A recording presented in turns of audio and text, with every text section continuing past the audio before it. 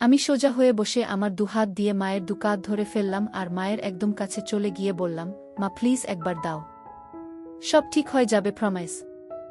আর কোনো দিন তোমাকে বিরক্ত করব না। কোনো দিন কোনো কারো সাথে দুষ্টুমি করব না, ভালো করে পড়াশোনা করব, ভালো রেজাল্ট করব। প্লিজ মা, প্লিজ। আমি বলতে বলতে একটা হামি খেলাম আর বলতে থাকলাম, প্লিজ মা। মা গো, জাস্ট একবার প্লিজ। আর কিচ্ছু চাই না, শুধু একবার দাও। আমি অভ্রনীল, পুরো নাম অভ্রনীল ঘোষ চৌধুরী, মা ভালোবেসে রুদ্র বলে ডাকে, বয়স 18 বছর, এবং এটা আমার গল্প, বা বলা যেতে পারে আমার এবং আমার মায়ের গল্প। এটা একটা সত্যি ঘটনা, তাই আমি চাই যে আমার দর্শকরা পূর্ণ সত্যিটার সাথে পরিচিত হোক।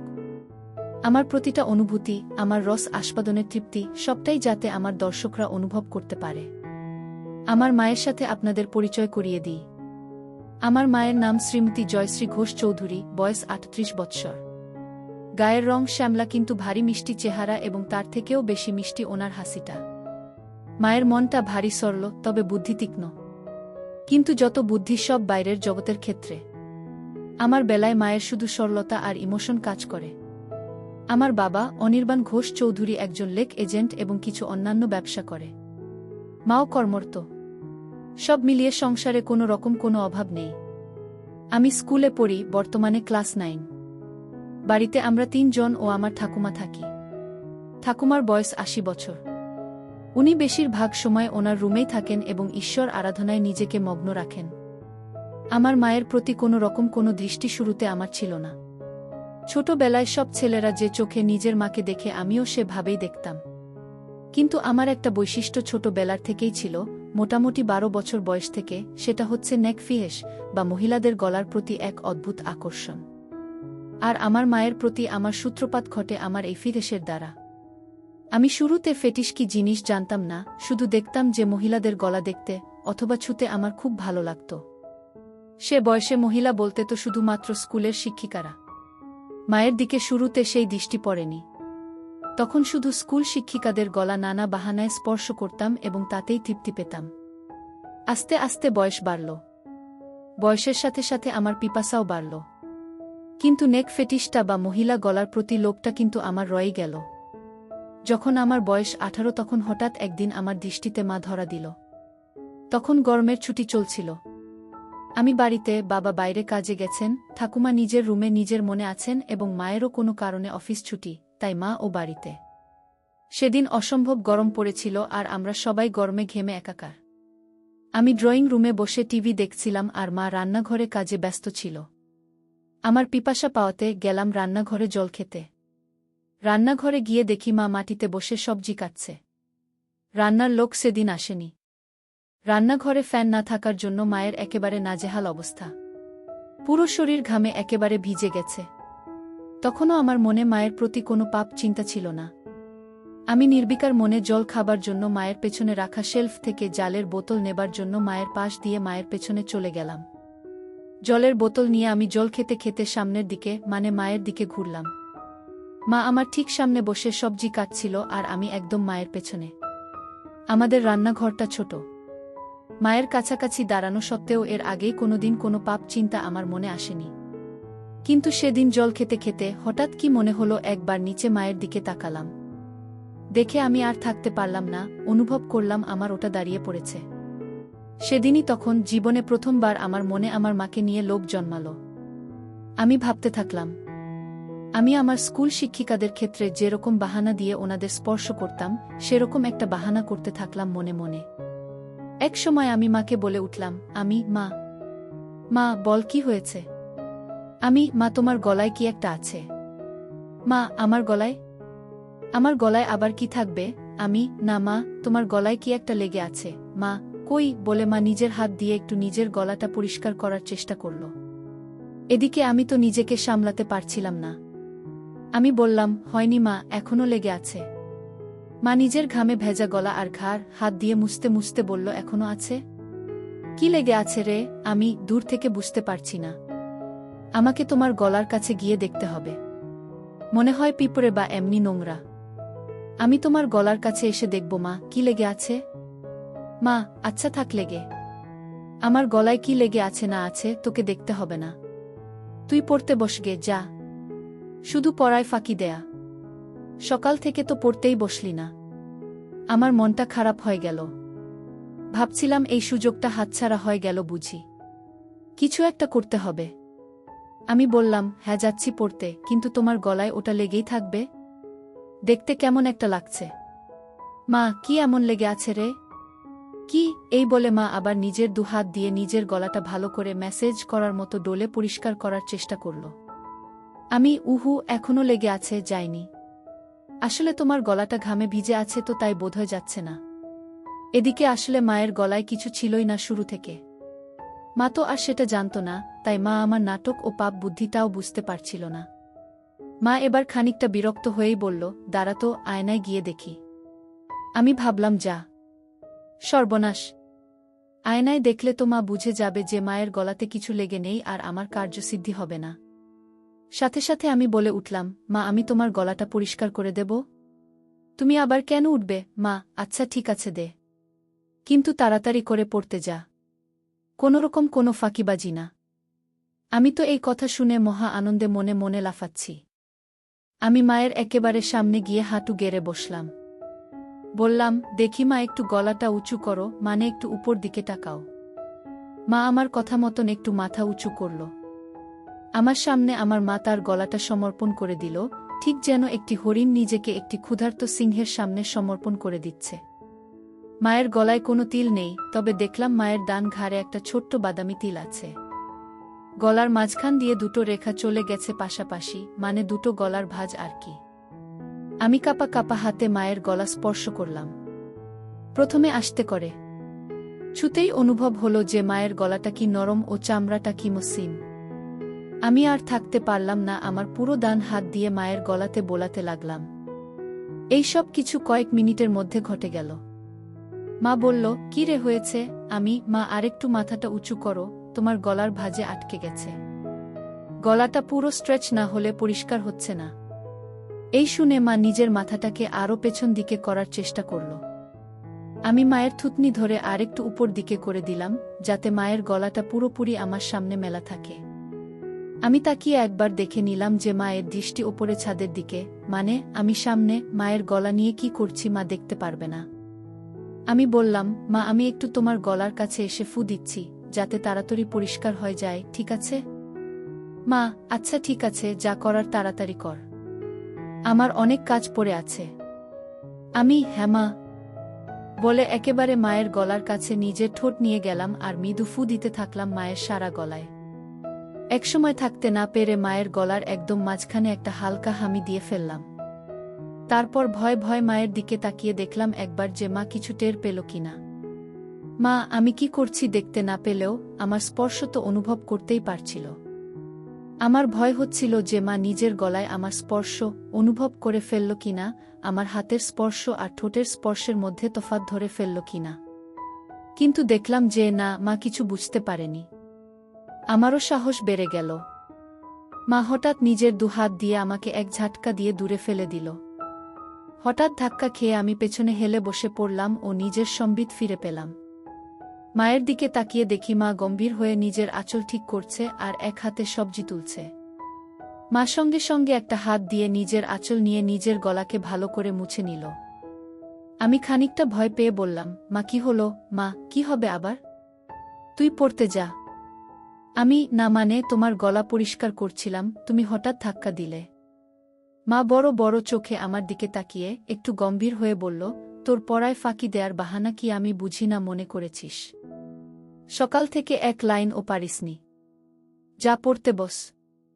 আমি, কিন্তু তোমার গলাতে তো এখনো একটু লেগে আছে। মা, লেগে থাক আমার গলাতে যা খুশি, তোকে আমার গলার দিকে খেয়াল রাখতে হবে না। আমি একটু পরে স্নান করতে যাব, তখন এমনিতেই পরিষ্কার হয়ে যাবে। আমি একটু মনে মনে ভয় পেলাম। তাহলে কি মা বুঝে গেল আমার মনের পাপ? এই ভাবতে ভাবতে আমি আস্তে আস্তে মুখ নিচু করে চলে যেতে লাগলাম। তখনই মা আমার পেছন থেকে মিষ্টি গলায় বলে উঠল, কষ্ট পাস নে বাবা, আমি তো তোর ভালো জন্যই বলি। আমি বুঝি তোর বয়সে পড়তে ইচ্ছে না হওয়াটাই স্বাভাবিক, মন শুধু ফাঁকি দিতে চায়। কিন্তু বাবা, পড়াশোনা না করলে তো ভবিষ্যৎ অন্ধকার। আমার আর বুঝতে বাকি রইল না যে আমার অতীব সরল মা আমার মনের ভেতর কি পাপ চলছে তা একটুকুও বুঝতে পারেনি। আমি নিশ্চিন্ত হয়ে বললাম, মা সরি, তুমি চিন্তা করো না, আমি ভালো করে পড়াশোনা করব। আমার কথা শুনে মায়ের মুখে একটা মিষ্টি হাসি ফুটে উঠল আর আমিও রান্নাঘর থেকে চলে গেলাম। অল্পটুকু স্বাদ পাওয়ার পর থেকে আমার মন পাপ চিন্তায় ভরে উঠল। যেই মহিলাকে আমি এতদিন শুধু মা হিসেবে পুজো করে এসেছি, সেই মহিলা, সেই নারী এখন আমার কাছে একটা তৃপ্তির দেহ মাত্র, যেটা দিয়ে আমার বাসনার পিপাসা তৃপ্ত মিটাতে পারব। আমার মন তৎপর হয়ে উঠল। মা শব্দটা আমার কাছে একটি দারুণ অনুভূতির শব্দ হয়ে উঠল। আমার হঠাৎ মায়ের বলা কথাটা মনে পড়ল। মা স্নান করতে যাবে। হঠাৎ দেখি মা জল ভরা বালতি নিয়ে আমার রুমে এসে হাজির। বুঝলাম কাজের মাসি আসেনি, তাই মাকেই ঘর মুছতে হচ্ছে। মা বলল, এই যে, হয় ঘরের বাইরে যা, নয় খাটের উপর পা উঠিয়ে বস, ঘর মুছব। আর খবরদার বলে দিচ্ছি, যতক্ষণ না ঘর শুকোচ্ছে মাটিতে পা ফেলবি না, ঠিক আছে?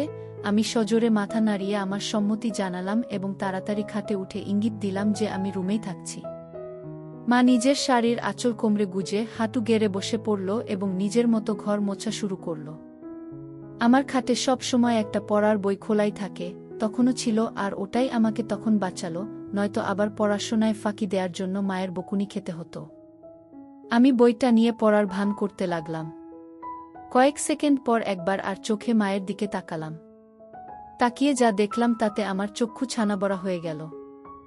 ঘরে ফ্যান চলা সত্ত্বেও মা তখনও ঘামছে। সারা শরীর ঘামে ভেজা।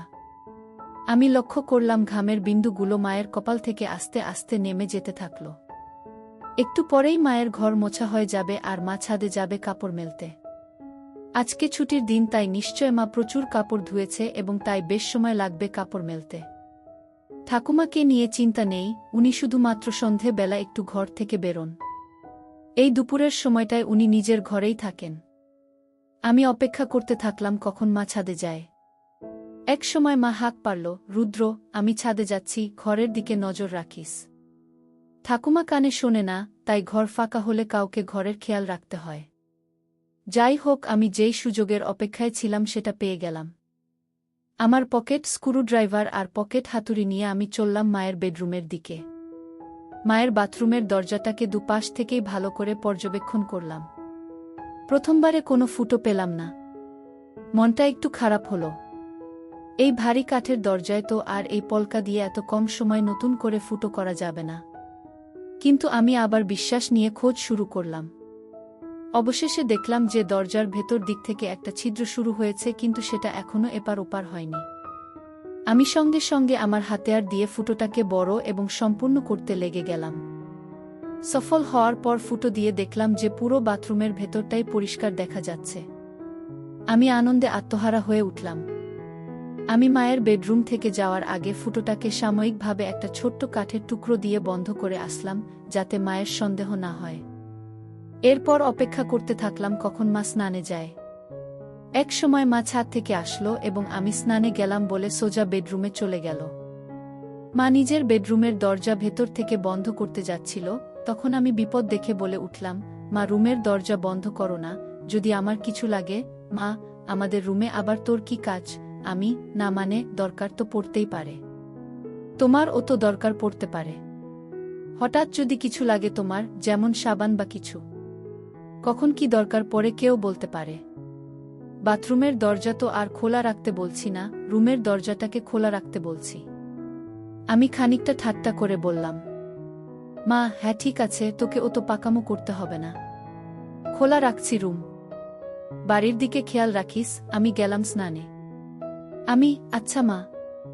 মা বাথরুমে ঢোকার 2 সেকেন্ডের মধ্যে আমি মায়ের রুমে ঢুকে একেবারে বাথরুমের দরজার সামনে চলে গেলাম। স্ক্রুড্রাইভার দিয়ে খুঁচিয়ে দরজার ফুটোটার থেকে কাঠের টুকরোটা বের করতে আমার বেশি সময় লাগল না।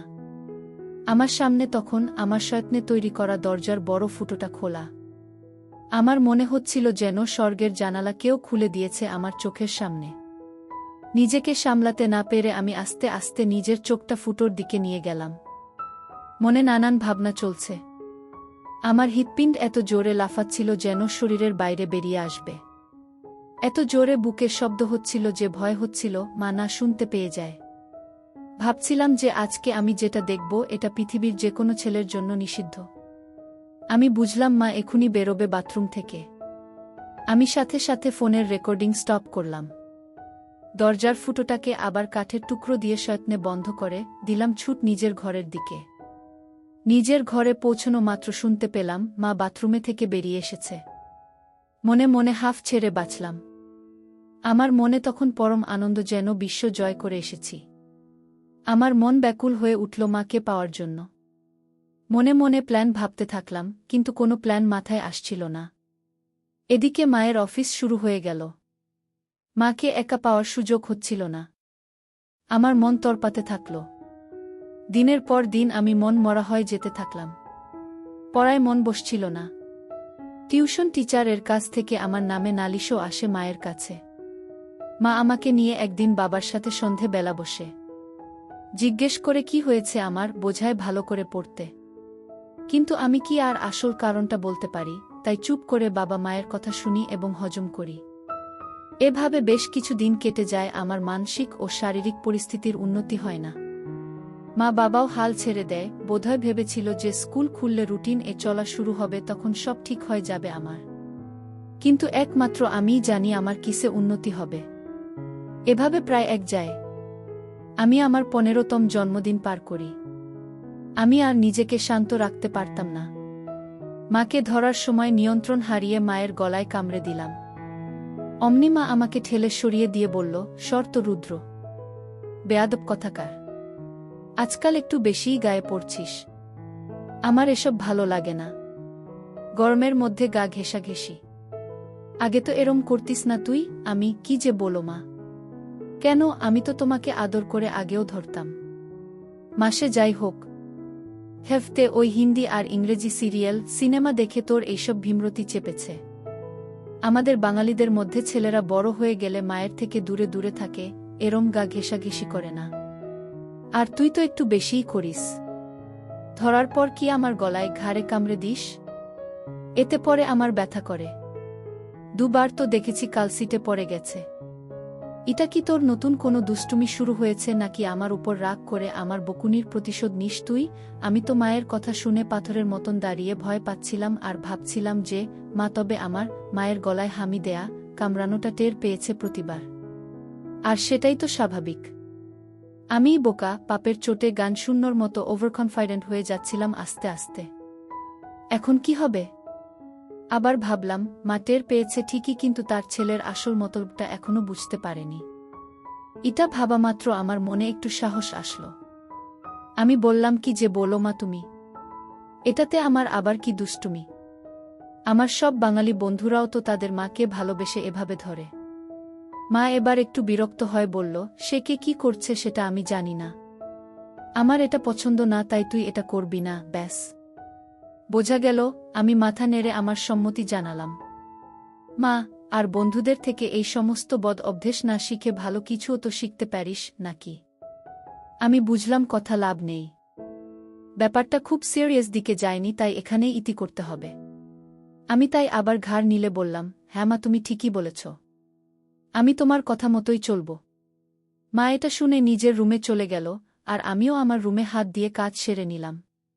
এর মধ্যে আবার একদিন মা ছুটি পেল এবং বাড়িতেই ছিল। বাবা ভাগ্যবশত কাজে বাইরে। আমার মনের শয়তান জেগে উঠল। মনে মনে ভাবলাম আজকে যে করেই হোক মাকে পেতেই হবে। দুপুরে খাওয়া দাওয়া শেষ করে আমি আমার ঘরে আর মা নিজের ঘরে দুপুরের ঘুম দিতে চলে গেলাম। বিছানায় শুয়ে থাকলাম ঠিকই, কিন্তু ঘুম আর আসছে না। মায়ের ঘরে পৌঁছে আমি আস্তে করে বেডরুমের দরজা ফাঁক করে মায়ের রুমে ঢুকলাম। ঢুকে দেখি মা বিছানার একদম একধারে এসে দরজার দিকে পাশ ফিরে শুয়ে আছে। আমিও এবার নিশ্চিন্ত হয়ে মায়ের পাশে খাটের উপর বসলাম। মা বা দিকে কাত হয়ে শুয়েছিল। আমি এবার সাহস করে মায়ের গলার একদম কাছে চলে গেলাম। কিন্তু বিপদ ঘটল তারপরেই। মায়ের ঘুম সাথে সাথে ভেঙে গেল, আর মা আমাকে ধাক্কা মেরে ফেলে বিছানায় উঠে বসল। মা, কি রে বাবা, তুই কি করছিলিস আমার কাছে এসে? আমি আমতা করতে করতে বললাম, কই মা, কিছু না তো। মা একটু রেগে গিয়ে বলল, কিছু না তো মানে? রুদ্র, দেখ, ভালো চাস তো সত্যি কথা বল। কি করছিলি তুই আমার এত কাছে এসে? আমি কোথায় মা? না না, আমি কোথায় তোমার কাছে ছিলাম? আমি তো তোমার পাশে খাটে বসেছিলাম। আমার আসলে ঘুম আসছিল না, তাই তোমার সাথে গল্প করতে এসেছিলাম। এসে দেখি তুমি ঘুমোচ্ছ, তাই তোমার কাছে বিছানায় সবে একটু বসেছিলাম। ভাবলাম যদি তুমি একটু জেগে থাকো তাহলে আমার সাড়া পেয়ে উঠবে। কিন্তু আমার এত সুন্দর মসৃণ বানানো গল্প মায়ের একটুকুও বিশ্বাস হল না। মা জোরে বলে উঠল, মিথ্যে কথা বলিস না। তোর গরম নিঃশ্বাস আমি আমার ঘাড়ে অনুভব করেছি। বল, কি করছিলি তুই? আমি বললাম, মা আমি তোমার কাছে কিছু লুকোবো না।